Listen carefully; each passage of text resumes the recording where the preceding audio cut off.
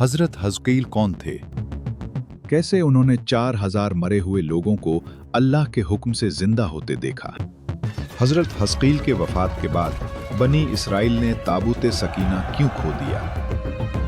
जानिए तारीख़ इस्लाम के इस एपिसोड में हजरत हिस्कील कौन थे।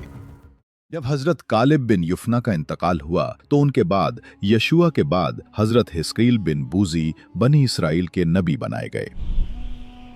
अल्लाह ताला फरमाता है, क्या तुमने इन लोगों पर गौर नहीं किया जो मौत के खौफ से अपने घरों से निकल गए थे और उनकी तादाद हजारों में थी? अल्लाह ने उनसे कहा, मर जाओ, फिर उन्हें दोबारा जिंदा किया। बेशक अल्लाह लोगों पर बड़ा फजल करने वाला है, लेकिन अक्सर लोग शुक्र अदा नहीं करते। सलफ के उलमा कहते हैं कि ये लोग बनी इसराइल के जमाने के एक शहर के रहने वाले थे। उनकी जमीन का मौसम उनके लिए साजगार नहीं था और वहां एक वबा फैल गई थी। इस शहर की आबादी तकरीबन 70,000 थी। अमीर लोग वबा से बचने के लिए शहर छोड़कर दूसरी जगह चले गए, लेकिन गरीब लोग वहीं रह गए। जब वबा फैलती गई और लोग मरने लगे तो बाकी लोगों ने सोचा कि अगर वो भी शहर छोड़ देते तो शायद बच जाते। इसके बाद उन्होंने इरादा किया कि अगर दोबारा कोई वबा आई तो वो शहर में नहीं रहेंगे।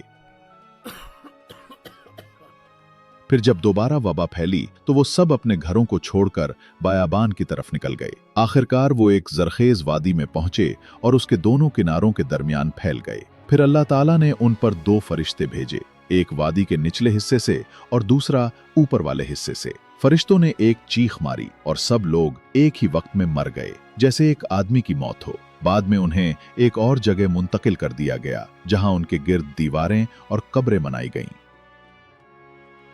वक्त गुजरता गया, उनके जिस्म गुल सर गए और सिर्फ हड्डियां बाकी रह गईं। कुछ अरसे बाद एक काफिला इस रास्ते से गुजरा। उन्होंने इन बिखरी हुई हड्डियों को देखा। रास्ता साफ करने के लिए इन हड्डियों को एक तरफ जमा कर दिया। बहुत अरसे बाद बनी इसराइल के एक नबी जिनका नाम दूहज हजरत हिस्कील था वहां से गुजरे। जब उन्होंने इन इंसानी हड्डियों को खराब हालत में देखा तो वो बहुत गमगीन हुए और रोने लगे।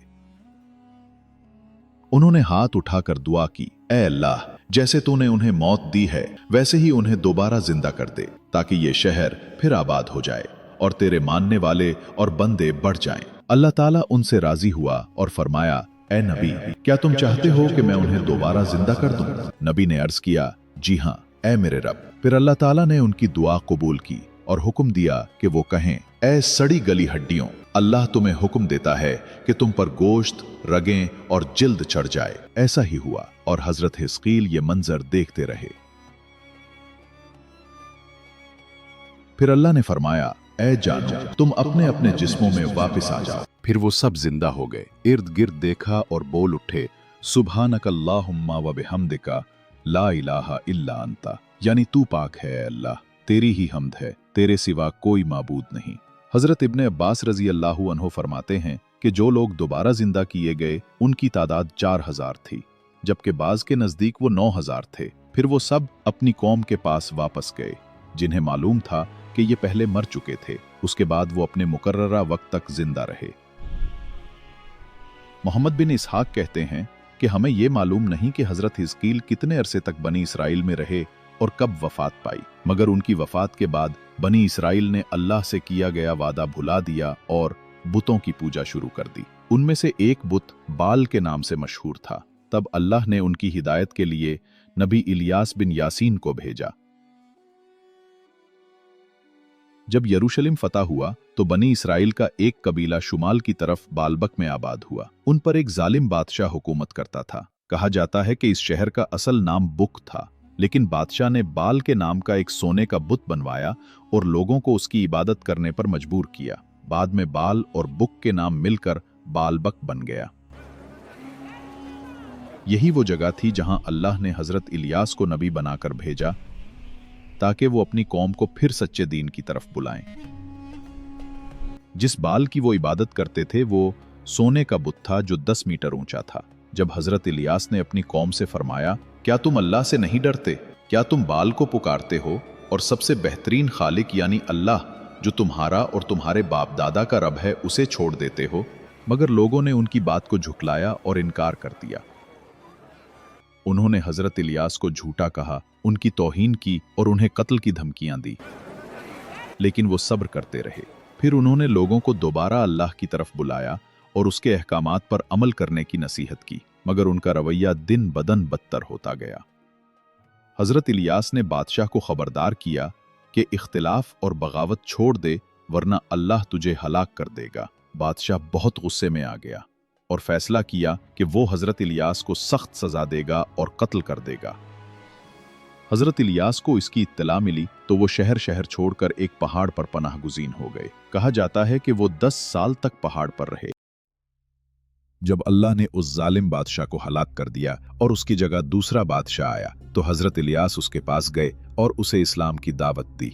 उसने दावत कबूल कर ली और उसके साथ बहुत से लोग भी ईमान ले आए, मगर वो लोग नाफरमान थे और कुछ ही अरसे में दोबारा राहे हक से भटक गए और बगावत पर उतर आए। अगरचे हजरत इलियास ने उन्हें फिर नसीहत की, मगर वो ना माने। फिर अल्लाह ताला का हुक्म नाजिल हुआ और हजरत इलियास ने शहर छोड़ दिया। उनके जाने के बाद सब लोग हलाक हो गए। उन्हें दुनिया में सजा मिली और आखिरत में भी उनके लिए अजाब तैयार है। अल्लाह ताला फरमाता है, उन्होंने इससे झगड़ा किया तो यकीनन वो लोग पकड़े जाएंगे, सिवाय अल्लाह के खास बंदों के। जब हजरत इलियास बेअलबक से निकले तो एक गांव में रुके। उन्होंने वहां के लोगों को हक की दावत दी। उन्होंने अल्लाह की दावत कबूल की और हजरत इलियास से दरखास्त की कि वो उनके साथ ठहर जाएं। हजरत इलियास एक बूढ़ी औरत के घर में ठहरे। उस औरत का बेटा बीमार था। हजरत इलियास ने 2 रकात नमाज पढ़ी और अल्लाह ताला से दुआ की कि उस बच्चे को शिफा दे। अल्लाह ने उस बच्चे को शिफा अता की। बाद में हजरत इलियास ने उस बच्चे को अपनी निगरानी में ले लिया और उसे तौरात की तालीम दी। उस बच्चे का नाम अलैसा था। रिवायत में आता है कि जब मलकुल मौत इजराइल हजरत इलियास के पास आए तो वो घबरा गए। मलकुल मौत ने पूछा, क्या अल्लाह के नबी को मौत से खौफ आता है? हजरत इलियास ने फरमाया, नहीं, मैं मौत से नहीं डरता, लेकिन सारी जिंदगी मैंने अपने रब की इबादत की, लोगों को नेकी का हुक्म दिया और बुराई से रोका। मैंने अपनी जिंदगी इबादत, नेक कामों और अच्छे अखलाक में गुजारी। इससे मेरे दिल को सुकून और खुशी मिलती थी। अब मुझे अफसोस है कि मौत मुझे इन नेमतों से जुदा कर देगी और मुझे कब्र में कैद कर देगी, यहां तक कि कयामत का दिन आ जाए। अल्लाह ताला फरमाता है, हमने उसके लिए आने वालों में भी नेक नाम छोड़ा। सलाम हो इलियास पर, हम इसी तरह नेक लोगों को बदला देते हैं, बेशक वो हमारे मुखलिस बंदों में से था। मोहम्मद बिन इसहाक ने हसन बसरी रहमहुल्लाह से रिवायत की कि हजरत अलैसा हजरत इलियास के बाद आए। वो अपनी कौम में उस वक्त तक रहे जब तक अल्लाह ने चाहा और उन्हें अल्लाह के रास्ते की तरफ बुलाते रहे। इसी शरीयत पर अमल करते रहे जो हजरत इलियास पर नाजिल हुई थी। वो इसी तरह तबलीग करते रहे यहां तक कि वफात पा गए। कहा जाता है कि वो हजरत इलियास के चचाजाद भाई थे। ये भी कहा जाता है कि वो उस वक्त हजरत इलियास के साथ गार में छुपे थे। जब हजरत इलियास अपनी पनाहगाह से निकले तो हजरत इलियास भी उनके साथ अपनी कौम के पास गए। जब अल्लाह ने उन्हें नबी बनाया तो उनके हाथ पर कई मौजज़े जाहिर हुए। उनमें से एक ये था कि अल्लाह के हुक्म से वो मर्दों को जिंदा करते, नाबीना और कौड़ के मरीजों को शिफा देते, हत्ता कि दरियाए उर्दन का पानी उनके लिए खुश्क हो जाता और वो उस पर चलकर गुजर जाते। एक वक्त ऐसा आया कि अरीहा का पानी कड़वा हो गया। लोग हजरत इलियास के पास आए और मदद मांगी। उन्होंने थोड़ा सा नमक पानी में डाला और कहा, अल्लाह के हुक्म से ये मीठा हो जा। फौरन पानी मीठा हो गया, पहले से भी बेहतर। ये वाकया यहूदी रिवायात में भी जिक्र किया गया है। अल्लाह बेहतर जानता है कि हकीकत क्या थी। हजरत इलियास के ज़माने नबूवत में बनी इसराइल के कबाइल आपस में क़यादत के लिए लड़ने लगे। उन्होंने हजरत इलियास की नसीहतों पर तवज्जो ना दी और उनमें मुसलसल झगड़े और जंगें शुरू हो गईं। नतीजतन अल्लाह ताला ने उन पर आशूरी सल्तनत को मुसल्लत कर दिया। बनी इसराइल अपनी बदआमालियों की वजह से अल्लाह की रहमत से दूर हो गए। आशूरियों ने उन पर हमला किया।